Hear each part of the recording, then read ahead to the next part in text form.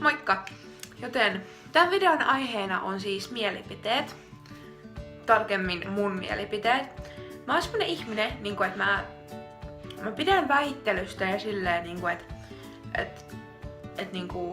että mä oon hyvä sanomaan oman mielipiteeni aika selkeästi ja silleen, että mä en paljon muita ihmisiä kuuntele siinä asiassa. Joten tänään te kuulette mun mielipiteitä tietyistä asioista. Mielipiteesi fitnessboomista. No mä ite käyn salilla silleen säännöllisesti ja silleen, mut mun mielestä se on ihan hieno asia silleen, jos siinä ei vaan mene liiallisuuksiin, koska sittenhän ei se ole hyväksi terveydelle. Mielipide kasvissyönnistä. Kasvissyönti on silleen tosi mielipiteitä jakava asia. Et mun mielestä mä voisin itse olla kasvissyöjä. Mä olin yhdessä kohtaa, mutta sit se jotenkin jäi, koska mä tykkään kaikista liharuistakin, vaikka on kasvisruoka tosi hyvää silleen. Mut mä katsoin semmoisen dokumentin, missä sanottiin, että lihantuotanto kuluttaa kaikista eniten vettä maailmassa. Joten että sä saat jos sä haluat yhden pauna, mikä se onkaan, niin lihaa, niin sä et taidat joutuu käyttää. Siihen menee tai yli 100 litraa vettä. Että sä saat yhden punnan lihaa. Joten siinä, että hieno juttu. Ja siinäkin täytyy vaan syödä monipuolisesti, ei sekään mene silleen vakavaksi. Mielipide kiusaaminen. Mua on kiusattu ala-asteella jonkun verran. Mä en oikeastaan itse ole ihan varma missä johtuu, mutta ei siitä sen enempää.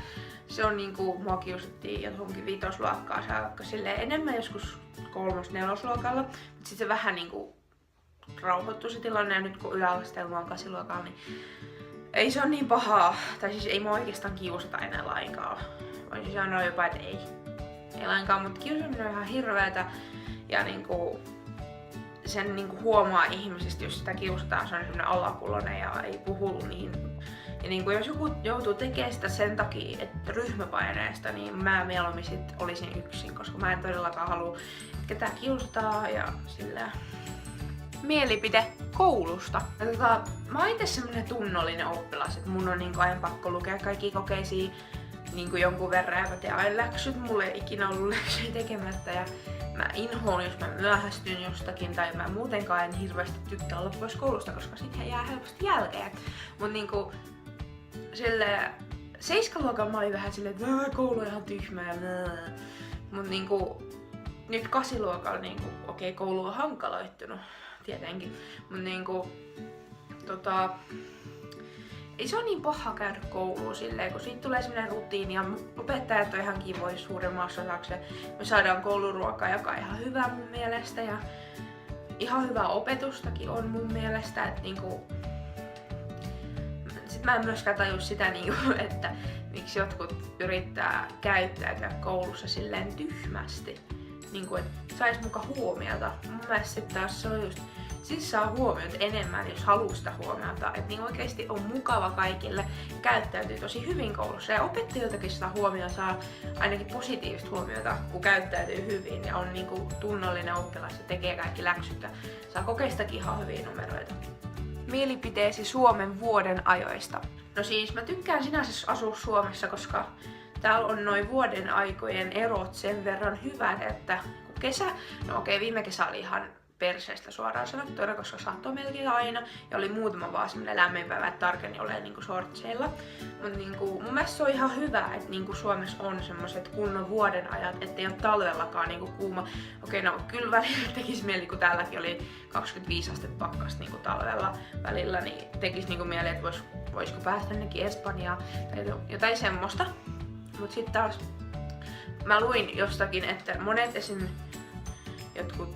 Jotka asuu siellä ihan Välimeren lähellä, niin on toivonut, että ne pääsis jonnekin Suomeen, koska täällä on talvi, kunnon talvi. Kun sielläkin saattaa talvella jos jotakin 20 astetta lämmintä, että nekään ei jaksa sitä. Mutta mun mielestä se on hyvä, että täällä on säännölliset vuoden ajat.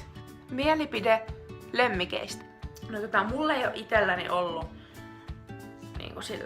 lemmikkejä, paitsi hamsteri ja marsu. ja se marsuki oli semmonen, että me annettiin se sitten jossakin kohtaa pois. Mä en muista milloin, kun se oli semmonen varmaan näin iso. Se oli ihan hirveän kokoinen, se haisi ja piti hirveät ääntä, niin me annettiin se pois, mutta sekin taisi olla silloin aika vanha jo, niin me annettiin se silloin pois. Sen nimi oli alun perin Lilo, mutta sitten sen nimeksi vaihdettiin Stitch. Ja sitten meillä oli hamsteri, joku kääpiöhamsteri tai joku semmonen, se oli raita, koska sillä oli semmonen musta raita se selässä. Ja se eli pari vuotta. Mut ei mulla ole koskaan ollut mitään koiraa eikä semmoista. Koska mun äiti on allerginen koirille ja kissoille, niin mä en silleen hirveästi tykkää niin koirista, jos mulla olisi omana, koska märät koirat haisee ihan hirveältä. Anteeksi koiraystäville, mutta se on mun mielipide ja kissoista lähtee karvoja, mutta mun mieli saattaa muuttua, mutta tällä hetkellä mä en haluaisi mitään lemmikkejä, koska ei. Mut ehkä aikuisena sitten täytyy katsoa. Mielipide uskonnosta. Mulla on silleen, että mä käyn yhdessä nuorten illassa. Yksi kirkko järjestää sen, tai seurakunta oikeastaan.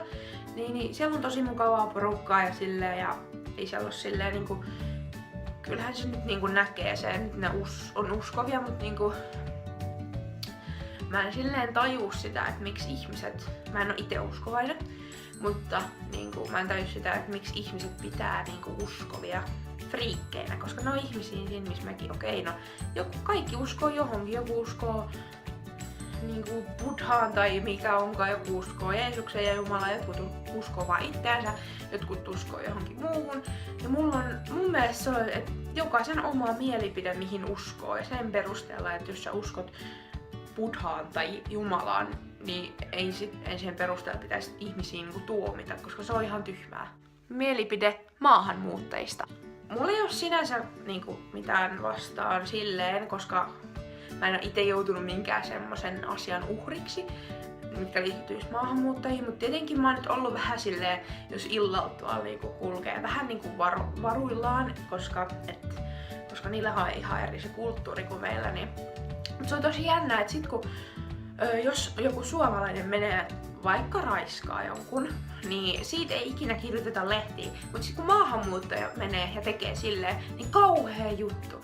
Ei siinä, että mä puolustaisin niitä, mut miksi se silloin on? Miksei sit suomalaisellekin tehdä samalla lailla?